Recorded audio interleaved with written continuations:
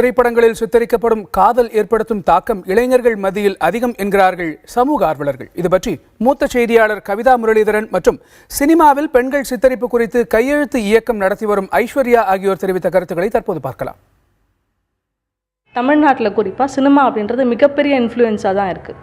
இப்போ சினிமாவில் பெண்கள் சித்தரிக்கப்படும் விதம் வந்து ஒரு முழுக்க காரணம் இல்லை என்றாலும் ஒரு பெரிய ஃபேக்டராக தான் இருக்குது.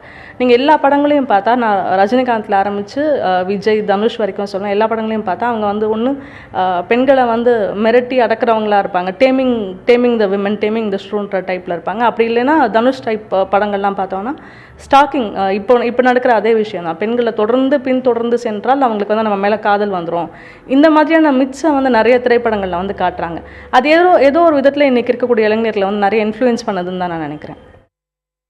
ஒருத்தன் தன் பின்னாடி வர ஆரம்பிச்சிட்டான்னா அந்த பொண்ணு அவனுக்கு சரின்னு சொல்லியே ஆகணும். இன்னைக்கு இல்லாட்டியும் நாளைக்கு இல்லாட்டியும் அடுத்த வாரம் எப்படியாவது ஒரு பாயிண்ட்ல அந்த பொண்ணு ஒத்துக்கணும் அப்படிங்கிற ஒரு கருத்தை திரும்ப திரைப்படங்கள் முன் வச்சுட்டு இருக்கு.